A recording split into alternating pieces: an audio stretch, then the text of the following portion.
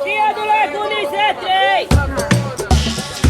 Está no ar Comida de Verdade.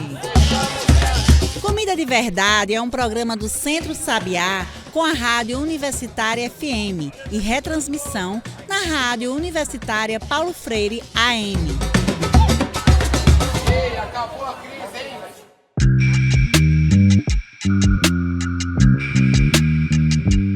Olá, você que está me ouvindo agora pelas ondas da Rádio Universitária FM, plataformas digitais. Eu sou João Lucas, comunicador do Centro Sabiá, e começa agora o Comida de Verdade, o seu programa de toda semana para falar sobre alimentação, agroecologia e sobre o futuro sustentável. Continuamos falando da comida de verdade. Hoje, falando sobre os desertos. Afinal, Recife é um deserto?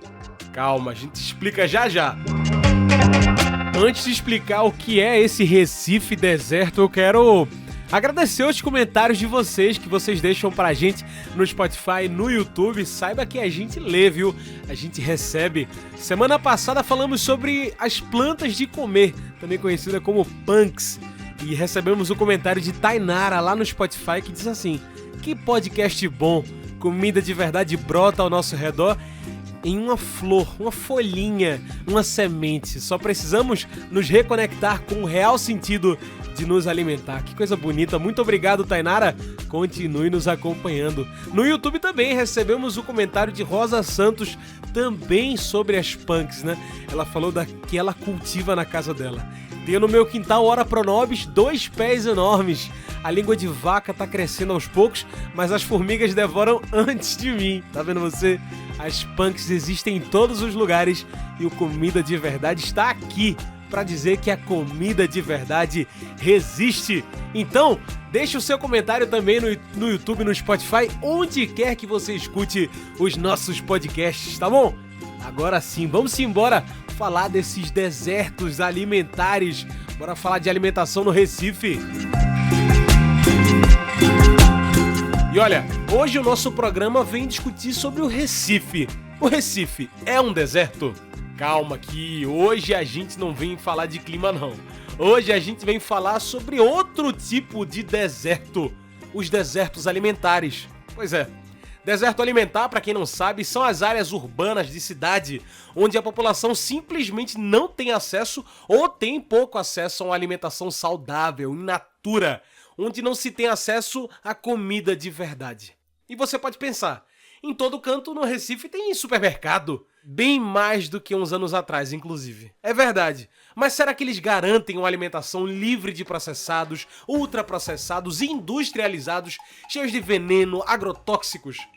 Que bairros têm acesso às feiras livres? E no Recife tem segurança alimentar? Ou somos mesmo um deserto alimentar?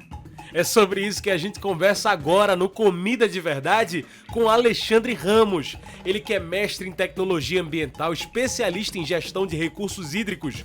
Ele foi gerente da Secretaria Executiva de Agricultura Urbana no Recife e faz parte do Instituto Comida do Amanhã. Alexandre, muito obrigado por aceitar nosso convite. Bem-vindo, de onde você fala? Se apresenta para quem está nos ouvindo. Olá, gente. Agradeço imensamente o convite para participar desse programa.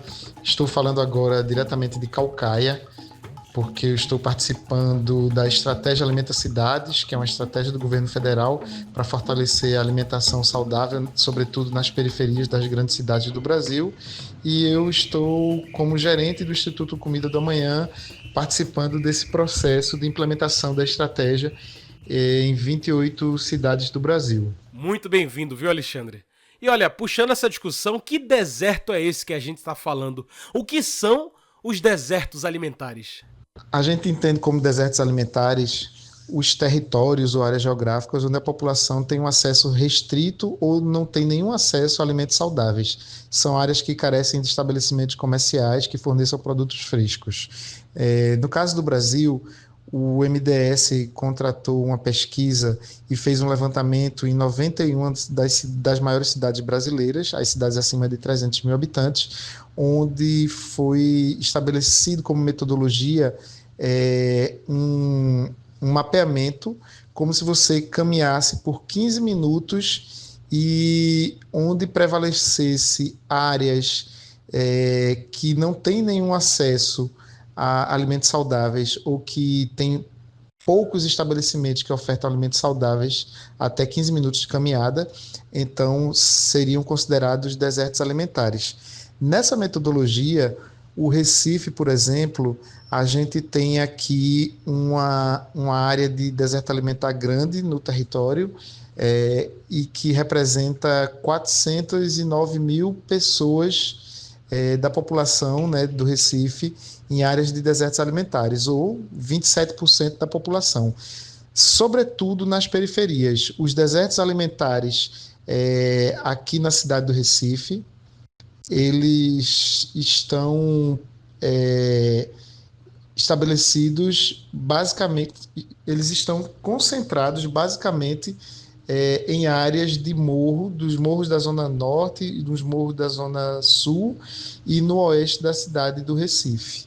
Existe uma plataforma construída pelo MDS chamada Plataforma Alimenta Cidades, onde você consegue acessar os mapas das 91 cidades do Brasil que foram pesquisadas para identificar esses desertos alimentares, inclusive o mapa do Recife, onde você consegue acessar num nível, inclusive, da rua e identificar aí como é possível ver dentro do território onde estão esses desertos alimentares. E falar de deserto alimentar é falar de segurança, insegurança alimentar também, né, Alexandre? Como é que esses temas se relacionam quando a gente fala não só de Recife, né, mas das capitais, longe do campo? A fome nas cidades é diferente, Alexandre? Primeiro, acho que é importante entender que 87% da população do Brasil hoje vive em áreas urbanas. E isso é preciso ser considerado quando a gente está falando também de fome, né? Ou, além da fome, também da insegurança alimentar e nutricional. 47% da população do Brasil está cadastrada no CadÚnico, sendo que 80% dos domicílios que estão no CadÚnico são domicílios urbanos. Então, as cidades são os lugares onde prevalece a fome e a insegurança alimentar. Dos 8,7 milhões de pessoas em estado de insegurança alimentar grave, mais de 7 milhões vivem nas cidades. Então, era necessário pensar uma estratégia que atacasse essa fome, sobretudo nas periferias, né? Mas, além de fome também, eu acho que é importante a gente entender que são as questões relacionadas à insegurança alimentar e nutricional, né? Então, por exemplo, 61% dos adultos das capitais apresentam excesso de peso e 24% de obesidade. E isso tem muito a ver também com a alimentação não muito balanceada ou uma alimentação não adequada, sobretudo com o uso de ultraprocessados, que é muito acessível para essa população, sobretudo a população urbana. Também é importante destacar que a fome, o estado de insegurança alimentar e nutricional grave, né, está presente com muita força também nas regiões norte e nordeste do Brasil, nas cidades da região norte e nordeste do Brasil. No norte, 7,7% da população e no nordeste, 6,2% da população estão em estado de insegurança alimentar e nutricional grave, ou seja, fome, e que essas famílias são lideradas por mulheres pretas e pardas, e também em lares onde tem crianças, né? Então, o território urbano, sobretudo periférico, o território urbano é desigual, e essa desigualdade também é expressada a partir desses dados da fome no Brasil. E já que estamos falando desses termos de segurança, deserto alimentar, a gente chega nos pântanos alimentares, uma categoria aí de tantas capitais brasileiras que se integram, né? O que são esses pântanos alimentares, Alexandre? Como eles falam dessa realidade que as cidades brasileiras passam hoje, né? Com tantos ultraprocessados, agrotóxicos, transgênicos, enfim. Diferente dos desertos alimentares, onde a gente não tem muito acesso à alimentação saudável, Os pântanos alimentares são regiões consideradas com abundância de opções de alimentares pouco saudáveis. Ou seja, são as áreas onde os alimentos ultraprocessados e com baixo valor nutricional são amplamente disponíveis para a população. No caso do Recife, por exemplo, a gente tem aí cerca de 250 mil pessoas vivendo em pântanos alimentares, e esses pântanos eles se concentram muito nas áreas nobres do Recife, na Zona Sul, naqueles bairros nobres ali de Graças, Torre, e essa região mais nobre da cidade é onde prevalecem os pântanos alimentares. Quando a gente olha o mapa construído pelo MDS na plataforma Alimenta Cidades dos pântanos alimentares no Recife, a gente vê que nas áreas de favela a gente praticamente não tem pântanos alimentares dentro da metodologia construída pelo MDS. Isso também não quer dizer que na periferia ou nesses lugares a gente consiga também ter acesso a alimentos saudáveis, porque, sobretudo, os mercadinhos e os estabelecimentos comerciais têm pouca estrutura para fornecer alimentos saudáveis, alimentos frescos, e tem pouco acesso, sobretudo da agricultura familiar, para abastecer esses lugares da periferia. Aqui em Recife, mais de 77% dos estabelecimentos da cidade vendem ultraprocessados, enquanto apenas 7,4% vendem alimentos in natura. São dados da pesquisa Desigualdades Sociais no Ambiente Alimentar Comunitário, da pesquisadora Jennifer Maiara, da UFPE. Alexandre, como é que numa cidade tão cheia de feiras orgânicas, agroecológicas, cheia de mercados públicos, a gente tem um acesso tão curto a essa comida de verdade que a gente vem falar aqui? Esse é um dado bem curioso, porque a gente tem dezenas de feiras agroecológicas, a gente tem muitas feiras convencionais e mercados na cidade do Recife, mas eles também estão concentrados em áreas nobres da cidade. Então, dificilmente você vai ter acesso a produtos agroecológicos ou orgânicos no Ibura, nos morros do Recife, porque essa rede de distribuição não chega até a periferia. Não que a periferia não consiga pagar, inclusive, por esses alimentos, mas é porque a gente tem uma rede de distribuição muito precária e uma estrutura de comercialização também muito precária. Falta informação, falta estrutura para que essa rede chegue, né? E isso, o que é curioso desse processo é que essa área mapeada pelo MDS como pântanos alimentares, ou seja, que tem prevalência de produtos ultraprocessados, são as mesmas áreas onde a gente tem a predominância também das feiras agroecológicas, do acesso aos produtos orgânicos. Falar de Recife como um deserto parece loucura, né? Mas a gente precisa pensar em alimentação. A gente precisa pensar na comida de verdade. Senão, a gente acaba mesmo virando esse deserto só com comidas ultraprocessadas, processadas, transgênicos, com comidas cheias de veneno. É preciso pensar na comida de verdade. E é por isso que o Comida de Verdade faz uma pausa. Mas fique aí que a gente volta já com mais dessa comida de verdade e com mais desse papo com Alexandre Ramos. Fica aí, a gente volta já. Você está ouvindo Comida de Verdade.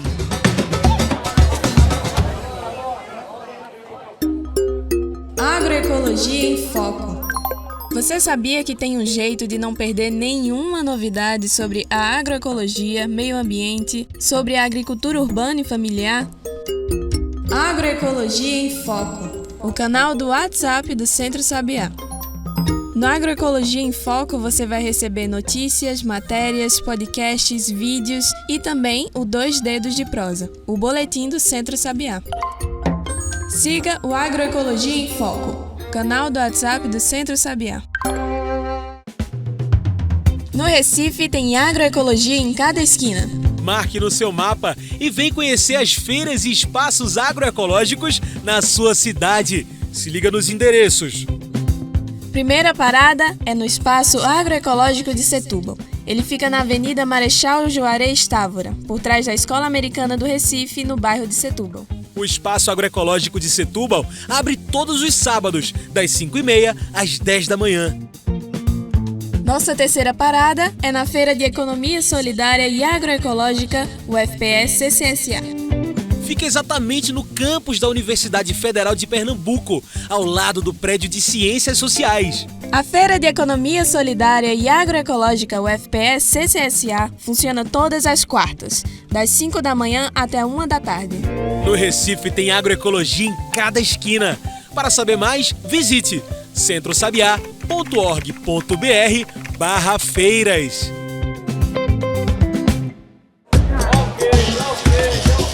Você está ouvindo Comida de Verdade.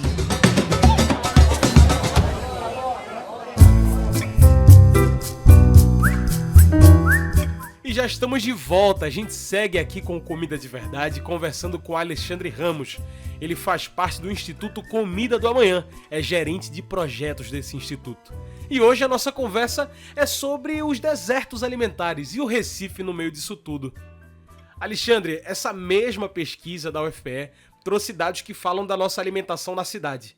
As regiões dos desertos alimentares têm os piores índices de vulnerabilidade em saúde, condições de renda e acesso a serviços essenciais.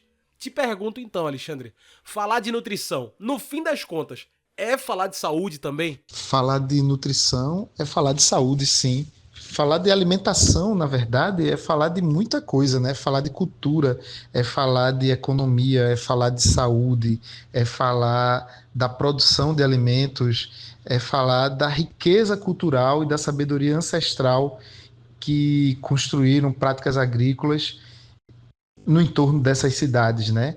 E que a gente, ao longo desse tempo, a gente tem perdido essa relação entre a produção de alimentos e a importância que esse trabalho das famílias agricultoras, que garante a vida de todas as pessoas, e que é fundamental para garantir a saúde, a nutrição, a segurança alimentar das pessoas. E quando a gente diz que 17% da população do Recife está em pântanos alimentares, onde prevalece a comercialização de ultraprocessados e alimentos não saudáveis, e 27% da população está em desertos alimentares, onde essa população tem dificuldade de acesso à alimentação saudável, a gente está observando um modelo de cidade que é um modelo inviável, que é um modelo desigual, que é um modelo imoral,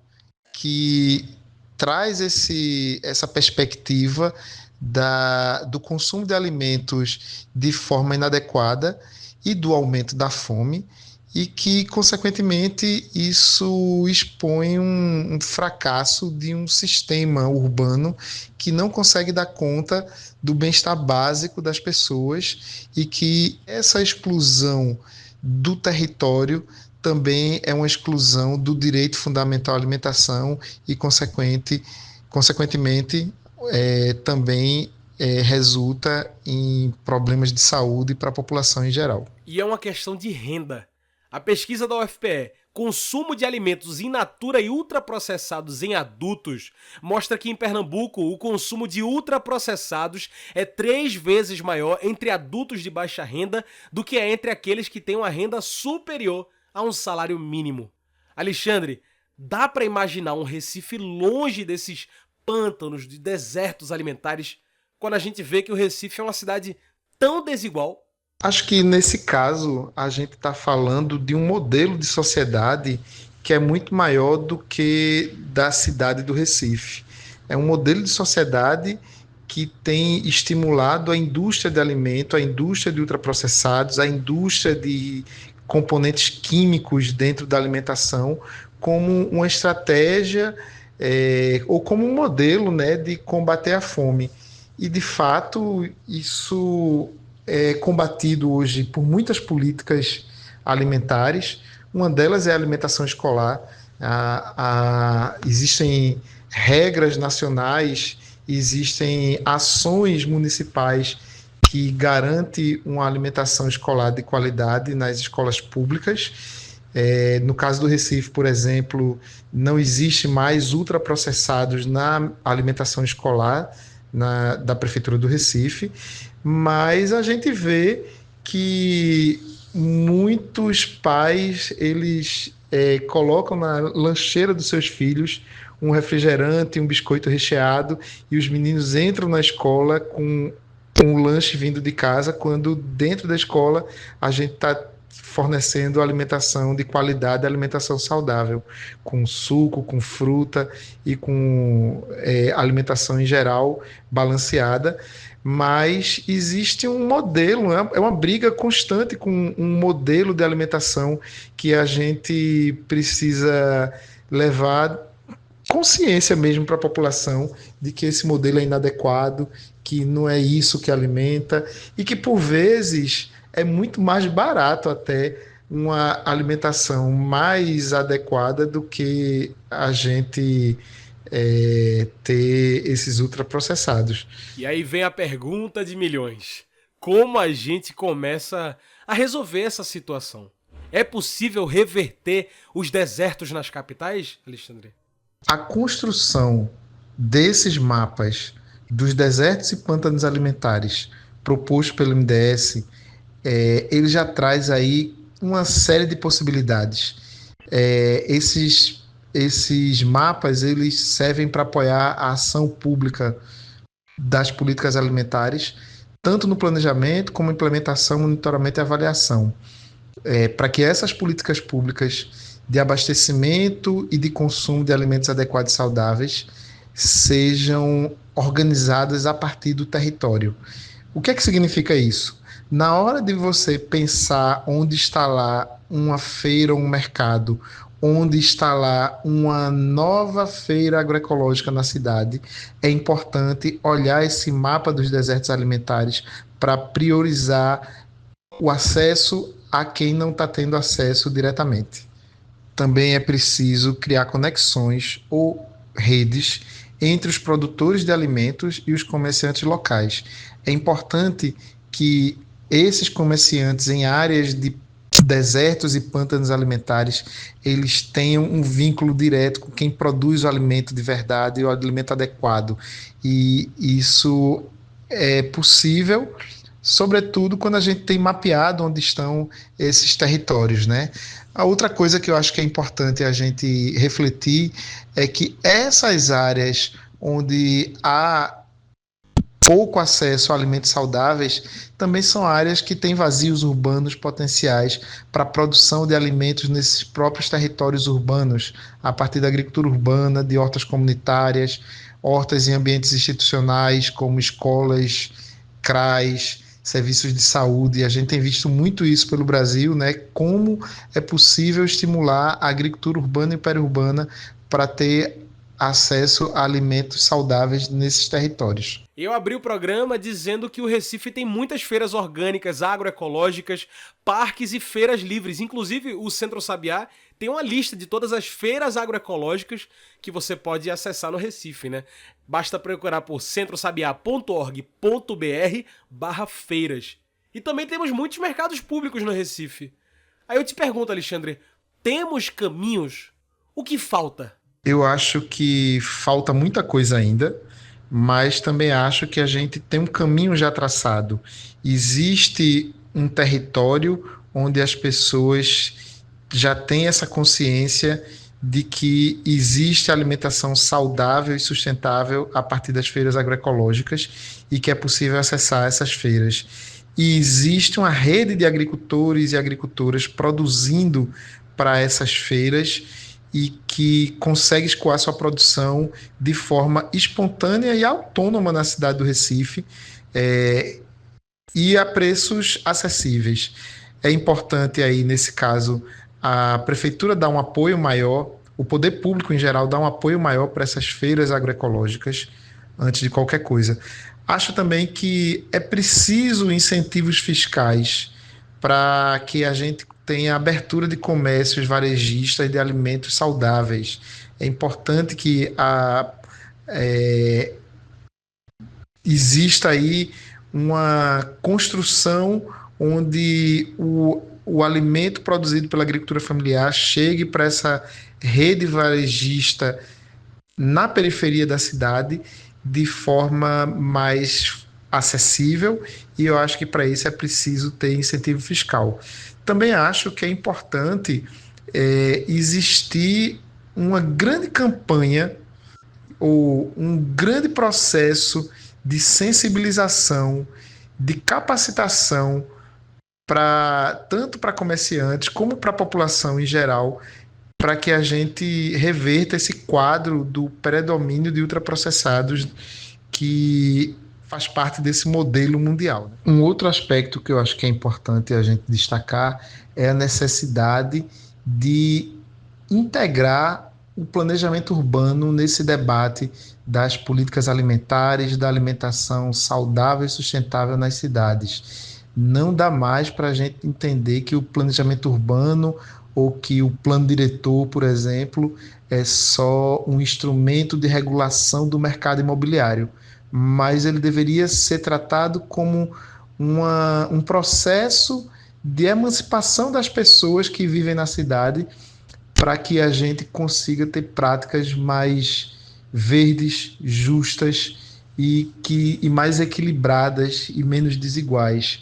Um desenvolvimento urbano sustentável, ele precisa ter processo de estruturação de sistemas alimentares circulares. E aí eu acho que estimular o acesso à terra, estimular o acesso à água para a produção de alimentos, promovendo produção de alimentos em pequena escala nas áreas urbanas, contribui para a redução da dependência de alimentos ultraprocessados e promove a segurança alimentar. É preciso esperançar um pouquinho também, né? Muito bem. Alexandre, como estamos chegando ao fim do Comida de Verdade, eu trago a pergunta que eu sempre faço aqui para fechar a conversa, sempre com a mente alimentada. A pergunta que eu faço para todo mundo que passa nessa mesa. Faço para você também, Alexandre. Depois de tudo isso que a gente conversa aqui, o que de fato nos alimenta? Nos alimenta saber que existe tanta gente boa pensando e agindo para que a gente tenha melhoria nesses sistemas alimentares urbanos. Tantos agricultores e agricultoras aí produzindo com cuidado para que chegue alimentação adequada e saudável aqui na cidade. Nos alimenta saber que existe muita gente boa hoje em Brasília pensando em políticas e ações alimentares para que a gente tenha uma alimentação mais adequada e construída a muitas mãos. Então a gente tem muitos programas, muitas ações acontecendo, muita coisa sendo pensada para melhorar as condições das políticas alimentares e uma rede de cidades que está se formando nessa estratégia Alimenta Cidades. Eu estou percorrendo as 28 maiores cidades do norte e nordeste do Brasil e a gente tem visto o esforço de muita gente para que a gente tenha programas e ações mais estruturados, adequados e integrados para garantir essa alimentação saudável. Então, o PENAI está sendo pensado de forma estruturada por muitos municípios, o PAA, que é o Programa de Aquisição de Alimentos, entre tantos outros programas que existem e ações para serem pensados de forma integrada para garantir essa alimentação sustentável nas cidades. É isso. Alexandre, muito obrigado pela sua participação. Obrigado pelos seus depoimentos, né? Por esses esclarecimentos sobre Recife e esse deserto, esses pântanos alimentares também, né? E que temos possibilidades de reverter. Alexandre, para quem quiser saber mais do que você faz, dos seus trabalhos, como é que a gente encontra? Muito obrigado, viu, por participar com a gente. O Instituto Comida do Amanhã é parceiro implementador do Ministério do Desenvolvimento Social e Combate à Fome na implementação da estratégia Alimenta Cidades. A gente está apoiando aí a implementação dessa estratégia em 60 cidades do Brasil e eu estou acompanhando como gerente do Instituto Comida do Amanhã as 28 maiores cidades do Norte e Nordeste. Tem muita coisa boa que virá por aí, né? Tem uma rede que está sendo construída chamada RUAS, Rede Urbana de Alimentação Saudável, para pensar horizontalmente a ação e a integração entre essas cidades que estão desenvolvendo ações de fortalecimento das suas políticas alimentares urbanas. E a gente está junto nesse processo. Eu não consigo mais parar no Recife, mas eu acho que é interessante acessar o site do Instituto Comida do Amanhã, que é comidadoamanhã.org, e lá vocês vão ter muitas informações do que a gente tem feito, de como é que a gente está fazendo esse debate das políticas alimentares.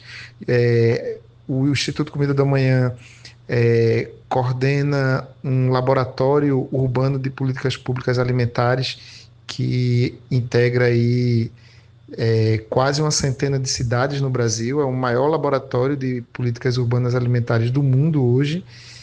E também estamos começando um trabalho bem interessante agora de construir uma estratégia para um PNAE agroecológico.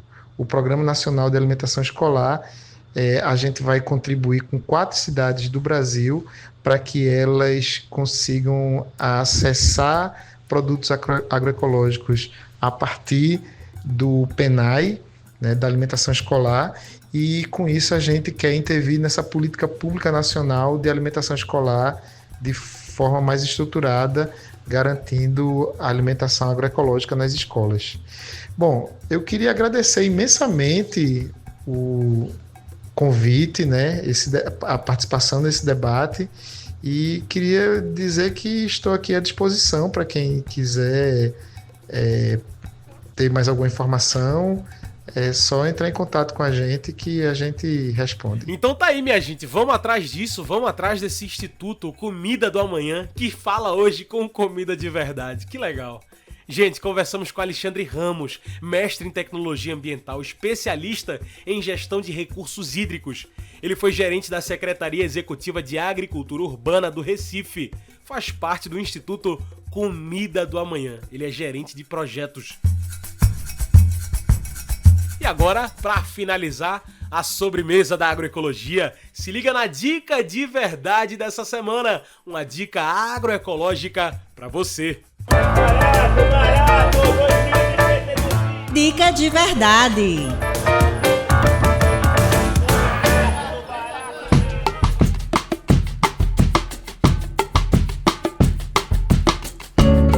Olá, aqui é a Fran Paula, passando para convidar vocês a conhecer a plataforma Agricultura Ancestral, que é um projeto, de produção de conhecimento científico a partir do território tradicional, quilombola, indígena, pantaneiro. Surge aí do processo de escrevivência de autores, quilombolas, indígenas, e que produzem conteúdo informativo, audiovisual, artigos, livros, resultando de uma produção do conhecimento e de territórios coletivos, com estudo a partir de uma ciência ancestral, voltado para a agricultura, para os sistemas alimentares e para a justiça climática.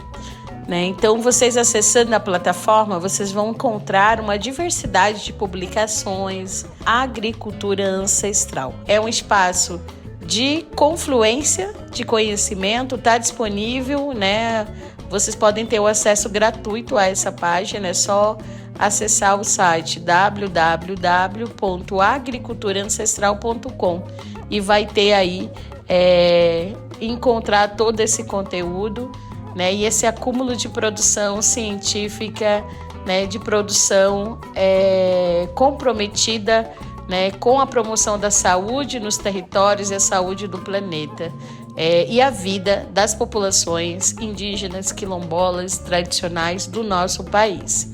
Compartilhe, divulgue a plataforma como espaço também contra-hegemônico, contra os latifúndios, do saber, contra o epistemicídio, né, das narrativas negras e indígenas na produção do conhecimento. Então, faça parte dessa luta, que também é sobre acessar a informação, que é sobre comunicação, que é sobre ciência. Tá aí, minha gente, a dica está dada e só funciona se você praticar. Faça parte da agroecologia. É movimento, é ciência, é trabalho, é manuseio, é você botando a mão na massa. Então, faça agroecologia. E pessoal, é isso, chegamos ao fim de mais um Comida de Verdade. Muito obrigado por sintonizar com a gente, com a Universitária FM, a AM também, com a Paulo Freire. E obrigado por nos seguir. Continue com o Centro Sabiá no Instagram e no Twitter e no Facebook. E olha, se você perdeu algum pedaço dessa conversa, procure no Spotify ou no YouTube por Comida de Verdade. Lá você vai encontrar esse e vários outros papos também, tá bom?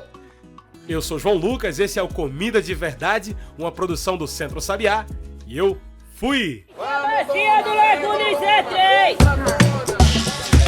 Você ouviu Comida de Verdade. Comida de Verdade é um programa do Centro Sabiá com a Rádio Universitária FM e retransmissão na Rádio Universitária Paulo Freire AM. Ei, acabou a crise, hein?